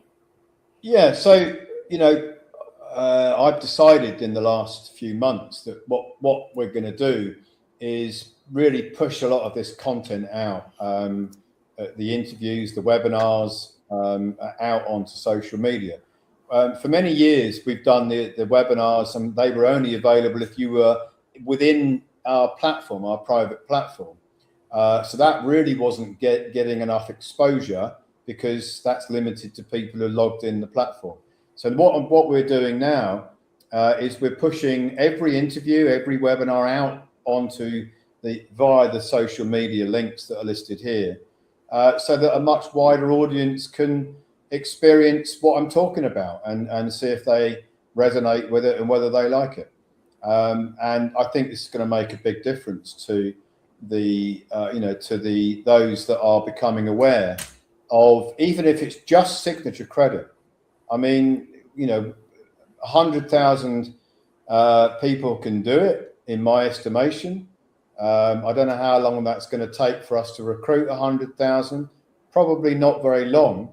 Once people start to receive the recruitments in their asset fortress, it probably isn't going to take very long to get to that kind of a number. Who wouldn't want to do that when their friends just getting, all of that signature credit recruit for them? So, but before we get to that point, I want to get the message out, even if it's just that one message. Everybody, I think, should know about it. Whether they do anything about it is up to them. But we already have a lot of people doing it, and I want to get more. So. Cool. Okay, thank you for that. Handouts. These are the handouts that are going to be available on the platform. So, I encourage everybody, always recap on the webinars. All the recordings will be there in the next few days. So our marketing team will upload that. And of course, with the recording will be these handouts as well. Ian, is there anything you'd like to add with regards to that side? I think I've sort of said it all, really. But this is great information. You put all the research you've done, isn't it? Yeah, the paper that I wrote about a week ago, I think it was, Will Abandoned Credit Recruitment Bankrupt the US Treasury? If you really want to understand this subject, read that paper.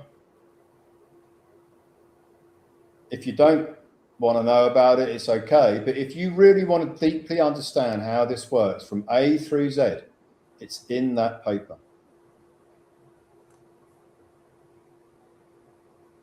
Okay.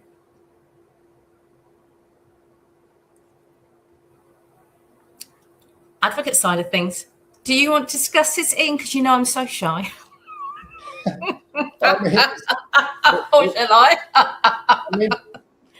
To me, this subject, is very simple, right? If you want to spread the word and get people to come to these webinars and expose them to the information, they don't have to do anything with it, but they can come to webinars because you're going to share your webinar link that you get as an advocate, right? Yeah. That's all you need to do, is share the link to the webinars to people or through social media. They come on the webinars. If they resonate with the information that we're delivering, they become a member. You get paid a passive income. And you don't have to know anything about the subject or do anything other than share a link to our webinars. That's it. This couldn't be easier. It couldn't be more easy than that. No, absolutely. And also, I do weekly training. I go through everything about the platform, how the advocate side of things actually work, also about an advocate originator. We go through, what campaigns you want to do, what materials are absolutely available to you as well. So there's loads of things I actually cover on that webinar to really get you started. Also, we are going to be setting up an additional Telegram group for advocates, so you can actually download templates, wording, images, videos that you can actually share on your social media. Although saying that they're changing the terminology of social media more like interactive media. If you're already interactive with your group as well, this is a superb opportunity to share. And if you recall what Ian has said as well, do you know anybody who's been going through this type of scheme who are suffering at the moment? Do you think they would be interested? Well, then let them know about today's presentation. See, I'm sure it may resonate because, as Ian said, we want to see what level of interest there is. And if there's huge interest, then he's going to take the next step as well. And of course, also, sorry, Ian, go on, you was going to say. I can say that if you get people coming to our webinars, whether they buy anything, do anything, it doesn't matter. You get you get a credit on your referral program, right? So if you want to do other protocols with us going forward that you haven't already enrolled in, you're going to get a webinar credit system, right? So you get credited with people that come on the webinar. That earns you credits, which you can set off against your protocol, let's just say costs, because it's usual language. So if you want to do some more protocols but haven't got the budget to do it, get people to come to the webinar, and that reduces the value of the cost of the protocols that you want to do for yourself. Yeah, absolutely. We do actually have a slide coming up, so we've got some good examples there as well, but that's a good recap and a good reminder as well. So we mentioned about the demand, and also is Ian mentioned about, limited to, you've estimated, wasn't it, around 100,000 individuals doing this. So, again, spread that message. And all they need to do is just, as Ian mentioned, attend a webinar. They've got access to the platform as well, so they can review all the documentation and plus past webinars as well. So, and of course, on the advocate side, there is a remuneration. So here is an example of an advocate. If, for example, if you look at the top one, if they just introduce one member, it could be a family member, could be a friend, or could be someone part of their network, say business network, property network, for example. So this just gives you an idea. If that one member was doing an annual credit recruitment of $250,000, there is a remuneration at the front end when the referral makes a donation fee. And of course, here you can see the back end of what your remuneration will be. Now, imagine that one member is going to recoup year in, year out. You imagine that passive income that you will be receiving.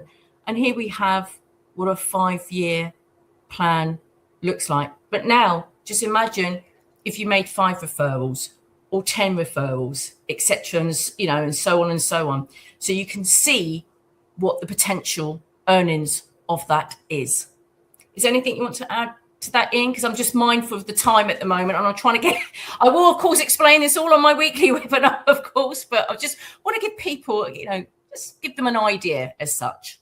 The problem with most network marketing models, in my opinion, is that they are multi-levels. We don't do multi-level. We just have 2 levels.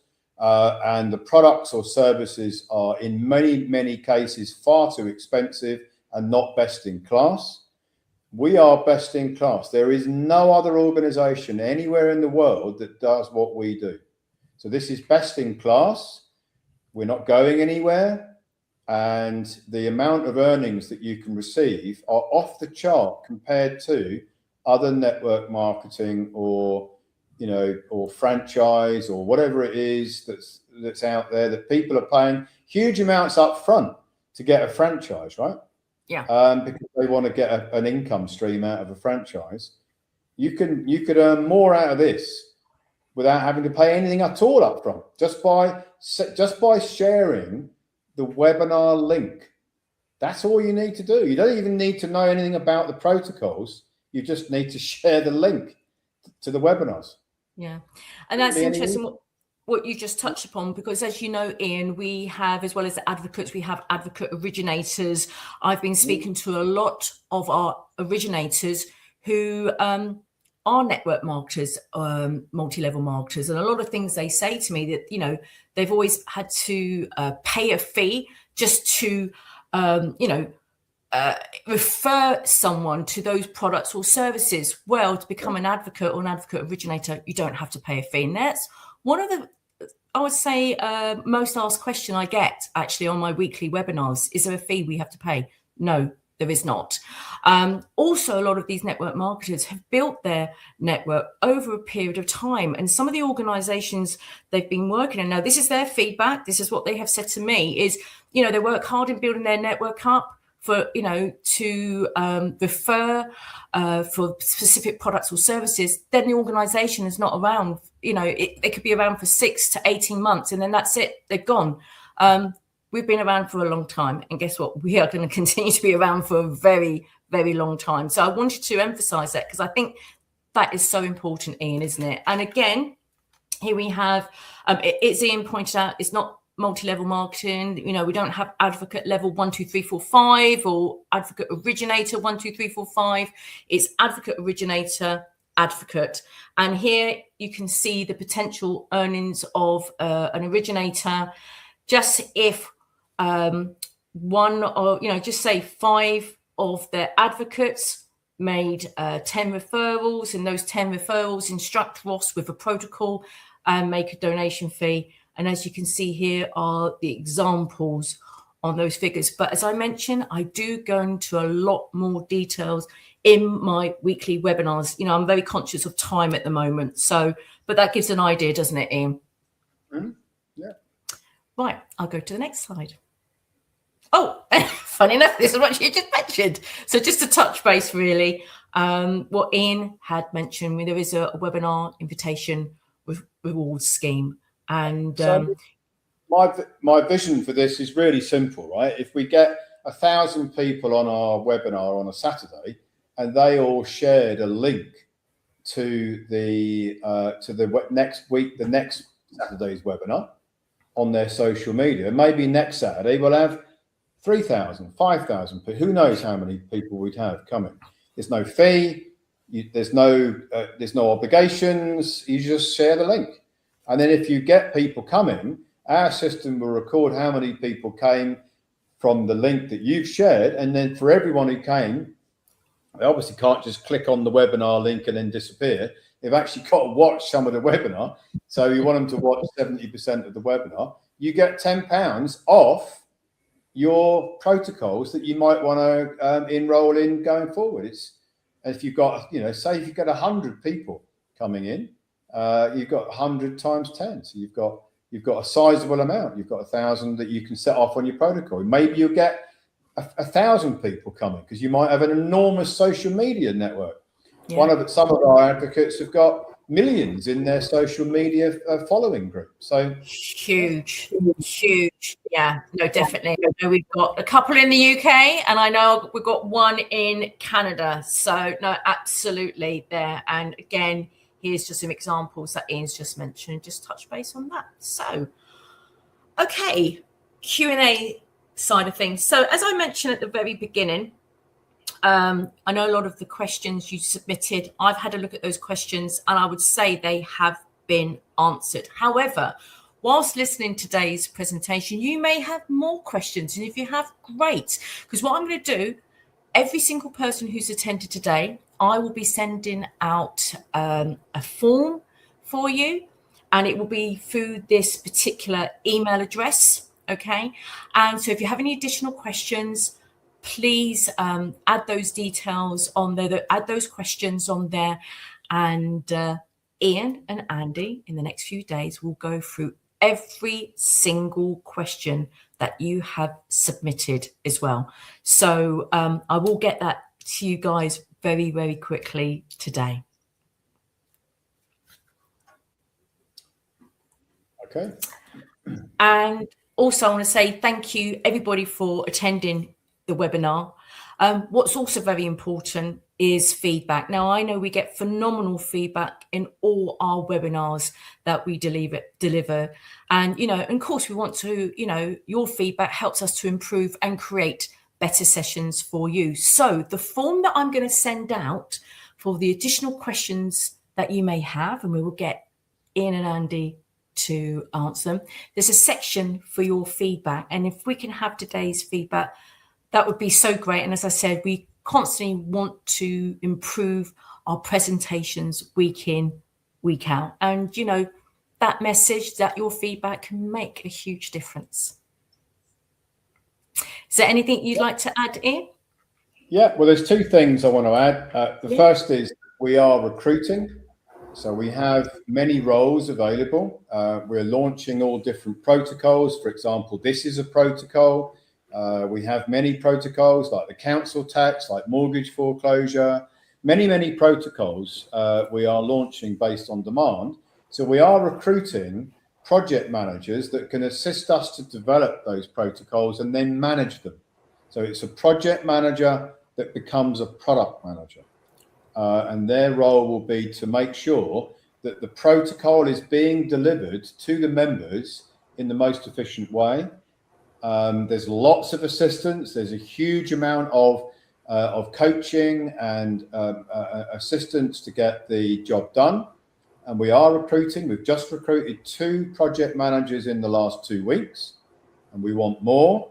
So if you are interested in helping us deliver the protocols, developing, I'm not going to say here's a blank sheet of paper, go and deliver it. No, it's filling a role with a very good plan that's been written about how to deliver it, working with our existing team and working with some AI as well, because we are using some AI to get the protocols delivered. And then you become responsible for a protocol. So that becomes your focus to make sure the membership gets the protocols delivered. So that's one thing. If you are interested, then hopefully you can make that known on the form or somehow. And then the other thing I want to say is that every single webinar going forward is I want it to be on demand. I want you to tell me, what do you want me to cover? You've got 50 research papers in the Ecclesia Law Library. There's more and more being added in there all the time. Do you want me to cover problems? Do you want me to cover problems and solutions? Do you want me to cover different subjects, which I'm writing about at Ecclesia Law? Do you want me to cover anything in this space? The Monopoly Board of Commerce, anything connected to it? Do you want me to cover the Freedom Plan, what we're planning to do with energy, water, food, health, communications? Do you want me to do that? I'll do webinars based on demand, right? So I really want that feedback. Yeah, 100%. Also, just one thing to add with the form that I'm sending out from today's webinar, if you were in these tax avoidance schemes and, you're interested in this, because as Ian said, it's based on demand, just put in capitals interested, and then we can see that.